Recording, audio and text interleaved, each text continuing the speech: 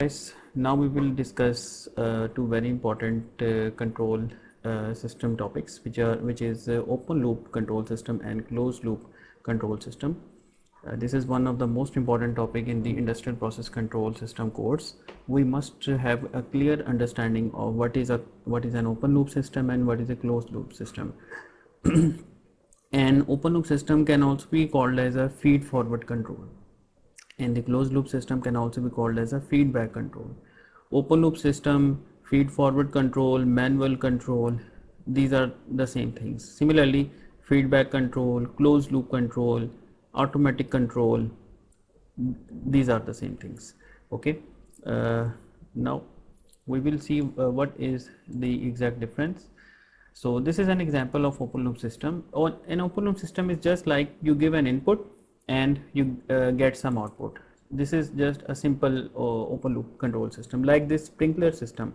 You turn on the button, आप button on करेंगे तो ये इनसे पानी जो है वो शावर होना शुरू हो जाएगा और वो होता रहेगा और वो ऑटोमेटिकली बंद नहीं होगा यहाँ तक कि आपकी सारी की सारी जो ग्राउंड है वो गीली हो जाएगी. ठीक है, अब इसी ओपन लूप सिस्टम को अगर आपने क्लोज लूप बनाना हो तो आप क्या करोगे कि आप एक सेंसर लगाओगे. ठीक है, सेंसर लगाने के बाद आप उसमें जो है वो ह्यूमिडिटी सेंसर आप लगा लें या मॉइस्चर का सेंसर लगा लें घास के अंदर, जो कि मॉइस्चर को सेंस कर रहा होगा, और आगे से एक सेट पॉइंट होगा कि जी इतने % मॉइस्चर रह जाए तो ये स्प्रिंकलर्स बंद हो जाएं, ये क्लोज हो जाएं. तो वो एक आप ओपन लूप सिस्टम को एक क्लोज लूप सिस्टम के अंदर कन्वर्ट कर सकते हैं. तो ओपन लूप सिस्टम में क्या होगा कि जस्ट आपकी एक इनपुट होगी and you get some an output, there is no feedback.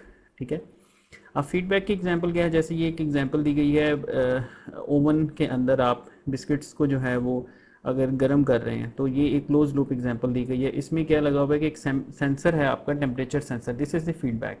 ठीक है, ये क्या कर रहा है कि आपने ओवन चला दिया, टेम्परेचर बढ़ना शुरू हो गया. ठीक है, ओवन चल गया, टेम्परेचर बढ़ रहा है, तो सेंसर क्या कर रहा है कि वहाँ पे उसका एक कंट्रोलर को सिग्नल दे रहा है जहाँ पे एक कंपैरिजन हो रहा है कि भाई इतना टेम्परेचर रखना है आपने, तो उतना टेम्परेचर उस जो सेट पॉइंट होगा उससे जो है ये जो पीवी की वैल्यू होगी ये माइनस होगी और उससे एरर सिग्नल जनरेट होगा.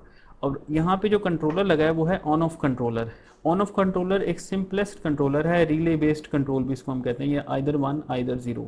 ठीक है, इससे एडवांस फिर आ जाते हैं प्रोपोर्शनल इंटेग्रल डेरिवेटिव, वो इससे नेक्स्ट एडवांस में आते हैं. तो ये ऑन ऑफ कंट्रोल में जस्ट जो है वो देखेगा कि कब तक इसको ऑन रखना है. अगर टेम्परेचर मीट नहीं होगा तो वो इसको ऑन का डिसीजन ही देगा और पावर को स्विच कर देगा ऑन. यानी ये थायरेस्टर बेस्ड एक कंट्रोल हो सकता है, यहाँ पे जो है थायरेस्टर बेस हो सकता है, मतलब कोई कंट्रोल स्विच आप यहाँ पे लगा सकते हैं जिसको आप कंट्रोलिंग उसके थ्रू कर सकते हैं. बीजेटी भी लगा सकते हैं, माउस एफएटी भी लगा सकते हैं.